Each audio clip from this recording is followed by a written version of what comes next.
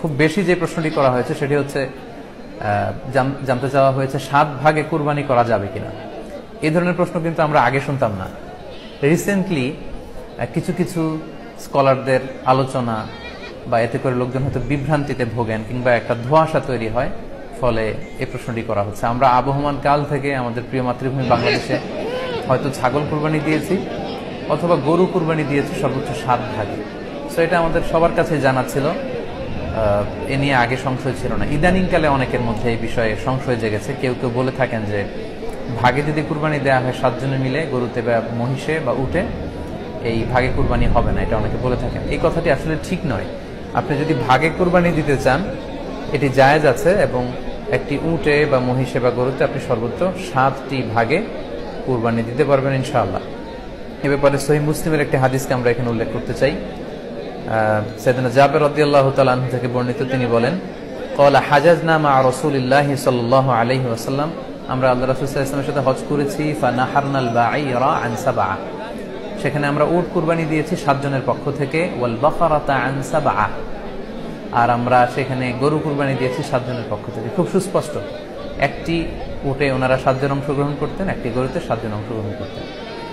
তো এই হাদিসের আলোকে অনেকে বলে থাকেন যে এটি হজের সময়, সফরের সময়, কিন্তু মুকিম অবস্থায় 7 ভাগে দেয়া যায় না। আসলে এই কথাটিও ঠিক নয়, কারণ সুনানে আবু দাউদের আরেকটি হাদিসে এসেছে যেখানে আল্লাহ রাসূল সাল্লাল্লাহু আলাইহি ওয়াসাল্লাম সুস্পষ্ট বলেছেন, সেখানে হজ বা কোনো সফরের উল্লেখ নেই। সেটা হচ্ছে জেনারেল স্টেটমেন্ট, অর্থাৎ আল বাকারাতু আন সাবআ, গরুতে সর্বোচ্চ 7 অংশ দিয়ে কুরবানি দেয়া যায়।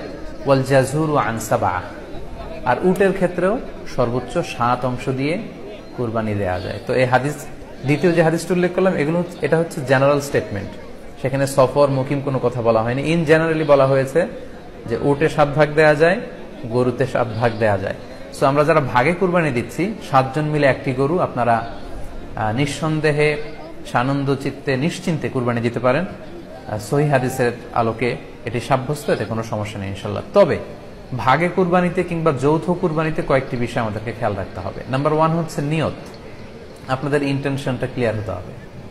প্রত্যেকেরই যাতে একই ইন্টেনশন থাকে, সবারই যাতে ইন্টেনশন থাকে যে শুধুমাত্র আল্লাহ তাআলার সন্তুষ্টির জন্য আমরা এই কুরবানি দিচ্ছি। এখানে কয়েকজনের যদি ইন্টেনশন থাকে যে আল্লাহর সন্তুষ্টি, অন্যজনের যদি নিয়তে ঝামেলা থাকে, তাহলে কিন্তু কুরবানিটা প্রশ্নবিদ্ধ হয়ে যাচ্ছে। কারণ ইন্নামাল আমালু বিন্নিয়াত, ইয়ানি ইন্নামা সাওয়াবুল আমালি বিন্নিয়াত, সমস্ত কাজের প্রতিদান দেয়া হবে আপনার ইন্টেনশন বা নিয়তের উপর ভিত্তি করে।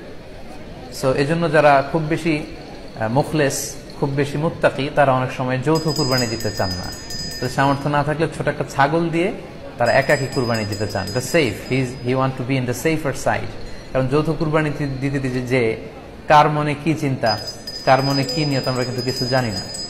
সো যদি যৌথ কুরবানি দেন, কুরবানির আগে সবাইকে এটা কনসার্ন করে দেওয়া, রিমাইন্ডার দেওয়া যে ভাই আমাদের কুরবানিটা হবে শুধুমাত্র কেবলমাত্র আল্লাহ তাআলার সন্তুষ্টির জন্য, অন্য কোনো নিয়ত যেন না থাকে, তাহলে কিন্তু আমাদের কুরবানি বরবাদ হয়ে যাবে।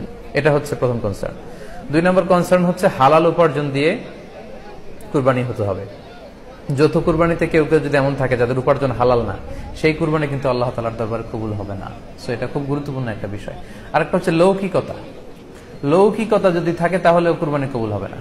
যৌথ কুরবানিতে কারো যদি এটা থাকে যে আমার গরুটা সবচেয়ে বড়, আমাদের গরুটা এলাকার সবচেয়ে বড় গরু, এবং সবাইকে বলে বেড়াচ্ছে যে এইবারের গরুটা সবচেয়ে বড় হয়েছে, আমার চেয়ে বড় গরু কেউ দিতে পারে না এই এলাকায়, তো এই জাতীয় যদি লৌকিকতা প্রবণতা কারোর মধ্যে থাকে তাহলেও কিন্তু তার কুরবানি কবুল হবে না। সো যৌথ কুরবানি যদি আপনারা দিতে চান, এই বিষয়গুলো আমাদেরকে খেয়াল রাখতে হবে।